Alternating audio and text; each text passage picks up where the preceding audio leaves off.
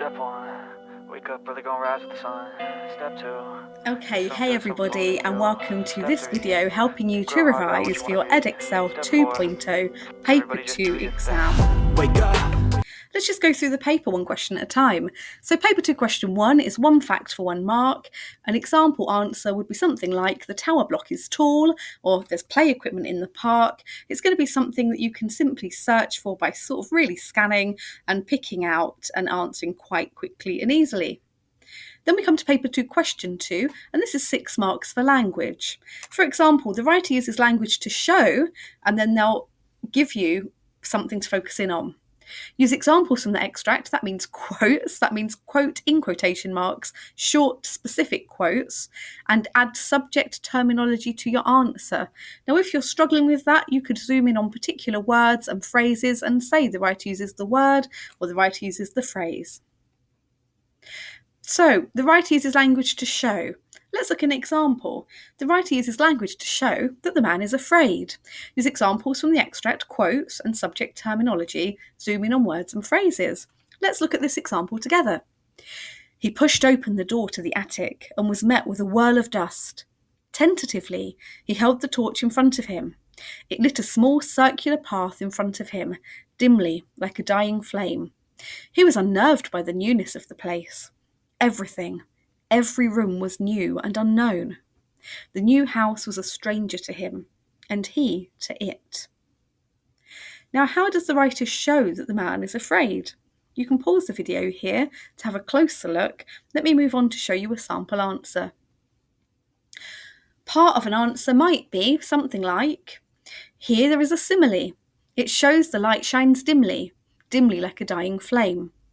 Now, you never, ever leave your answer with a quote and then move on to something else. You always have to explain the quote. In dying flame, the verb dying shows life nearly at an end, so the flame must be nearly out. This makes the light sound like it's dying, so dim it almost looks like it's going out, so we know the man cannot see clearly. The writer shows the man is afraid to be in this darkened room because he doesn't know what he'll find. The word unnerved shows he's feeling vulnerable, and the word unknown is used to describe the contents of the attic, evoking the sense of the strangeness of this place to him. And so on as you answer why he is shown to be afraid. So in this answer, you can see you can zoom in on particular words and phrases in answering the question. There might be figurative language like metaphor and simile, parts of speech like particular verbs or adjectives, imagery, sensory language, sight, sound, touch, smell.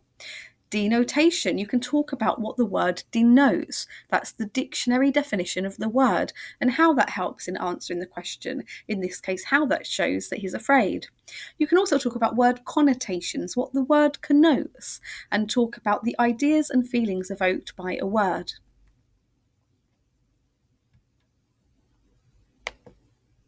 Then we come to paper 2 question 3, and this is the inference question for 1 mark. Remember that inference is not spotting facts really easily, but having to read between the lines to work out from the clues given. For example, if it says, how do we know that the character had an accident, you might find something like, well, we know he had an accident because his leg was stuck under the fallen bricks. It doesn't state he had an accident, but when we see the character is stuck under some fallen bricks and his leg is stuck, that would tell us he's had an accident. So inference for 1 mark. Then we get to paper 2 question 4, and this is the big one, 10 marks. Now here there's a lot of things to consider. So I'm going to give you a sample answer, and I'm going to show you how I do language in pink, structure in blue, the effect on the reader in green, and how you cover the whole text, because for this question you have to do all 4 things. If you only talk about language, you can only get a maximum of 4 out of 10. If you only talk about structure, maximum of 4 out of 10. And for each time you talk about language and structure, you must talk about the effect on the reader. Yes, that's you. And you have to cover the whole text, which means beginning, middle, and end.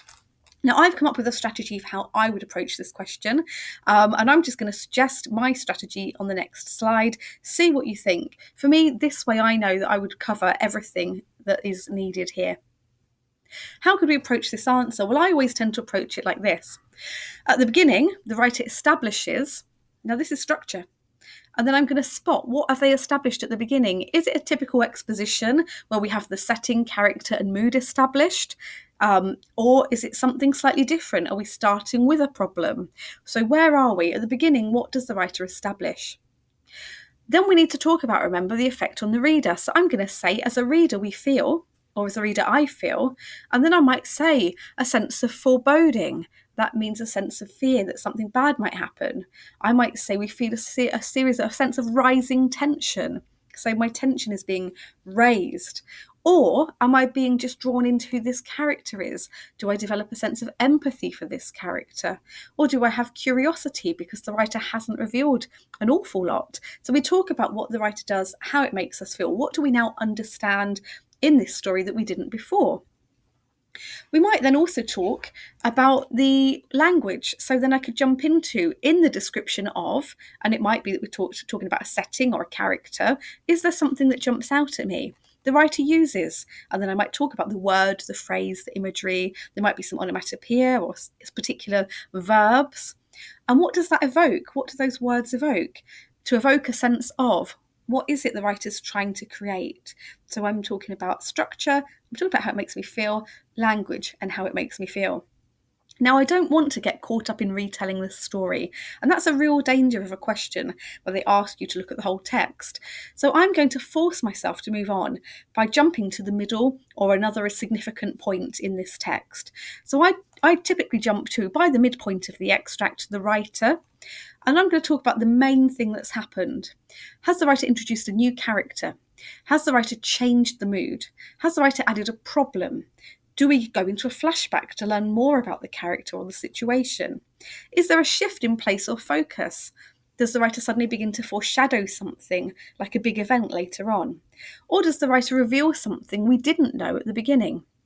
So what is it that's happened by the midpoint that's important enough for me to talk about? Then I come back to the effect. As a reader, I understand something about the character or the situation. And I feel, what do I feel? A sense of rising tension, a sense of empathy, foreboding? Do I suddenly feel horrified by something that's happened or concerned? So we begin to focus in on how the writer is deliberately manipulating us using language and structure to make us feel or understand something about this story. Now remember, give specific examples. Stick to the story. Don't make general comments like, I feel really interested, I want to read on. It won't get you the marks. Now I'm going to jump on to, in the description of, so what is it I've just talked about? What does the writer do with language? Is there an important word or phrase or imagery, etc., to evoke a sense of what? And by the end, now I'm jumping right to the end of the story, how does the writer leave us? For example, are we on a hook where we have loads and loads of questions that are unanswered and we want to know the answers? And that would leave us filled with a sense of suspense. Are we left on a cliffhanger, again with a sense of suspense, not knowing what's going to happen next, but really being a really high sense of tension and worrying about something? When they suddenly stop like that, we call it a cliffhanger. Are we left with some kind of problem and we wonder how the character will solve it? Or are we reading the end of a story? Are we left with the resolution? How is it ended? How does it finish? Are we satisfied? As a reader, am I filled with sadness? Am I filled with pathos and sadness or empathy for a character? Am I at the highest point of tension and suspense? Am I satisfied and happy for the character? Where am I at this point, at this ending? Make specific references to the story each time and where you are in the story. But remember, don't retell the story. We're being specific, looking for the structural and language features and changes as we move through. And this way we can get all of those marks. Must talk about language, must talk about structure, must refer to the whole text. And I think this does this quite well. Now, question 5, where we step back and we go, do you know what? No more terminology, nothing fancy. 3 points made quickly. Question 5 is for 6 marks. Keep it simple. 3 different points on similarity only. 3 short quotes from each text showing the similarities between the 2 topics. Firstly, in source 1 and quote, and what does it show us that's similar to source 2 and quote, and explain. Secondly, in source 1, how is that similar in source 2? Thirdly, in source 1, likewise in source 2, and what does it show us? And that's it. Keep it really, really simple. And now we go deep again because it's question 6 for 16 marks. Now this one is points of view and perspective, and we need to look at the presentation, the language, the structure and the mood. So by presentation, that's what it means, the language, the structure, the mood. We're going to compare what are the differences and similarities in how these writers view the topic they're writing about. How do the writers show their experience of whatever the topic is? Could be prisons, donuts, racing, childcare, paying tax. Could be their views, and it's very likely their views will not be stated. They're not going to say, I'm really angry, I hate this. You have to look for how they show rather than how they tell you. So their views won't be stated. They'll be found in the mood, the tone of the language, and the experiences that the writers present. So you need to explore the different use of language and structure in how they show their different experiences and views. Now, again, that's a lot to think about, so let's look at an example. Let's read this one. This is about acting. 2 texts about acting, or about actors. Source 1. Actors are superficial and vacant dolls waiting to be filled with ideas. Edward rolled his eyes to the sky. He knew his script was about to be destroyed by this read-through. Listening to his beautifully sculpted words being made to sound dull and witless was the bane of his working life. Source 2. The method actors I've been lucky enough to work with are some of the hardest working people I know. They study others and draw on lived experience, and these performances can have a life-changing impact on the audience. There are so many professions that are held up high to be respected by everyone, where the professionals themselves don't take the work seriously. Take our politicians who perform like clowns, who simply try their luck with public money and slowly erode our civil and human rights. Why should they be held aloft? And yet an actor will study, will live and breathe in another person's shoes to bring them alive. Yet it's a profession shown very little respect, especially by politicians cutting funding to the arts, as though the arts are worthless. Now, if it said, compare their ideas and perspectives on actors, what have we found? And we need to look again, remember, at the differences in both what they think, or the similarities in what they think, and their methods to show you. Well, I've got this. In source 1, the writer in third-person narration begins with a very poor attitude towards actors. He thinks they're superficial, and through dialogue says vacant dolls waiting to be filled with ideas. The metaphor here makes the suggestion it's actors that cannot think for themselves. The word vacant proves he sees them needing his script for them to come alive. He seems to despise actors, and yet he's chosen to work with them and relies on them to bring his scripts to life, though he thinks they'll do it badly, using the insults dull and witless to describe how his script will sound when read aloud. However, the writer of Source 2 seems to be very enthusiastic, almost zealous about actors, as unlike in Source 1, he is one himself. He says those who study others and draw on lived experience can have life-changing impact on the audience. He seems to think that method actors are somehow superior to all others, and though it seems like an exaggeration to say a performance will be life-changing for those watching, he does seem to believe this.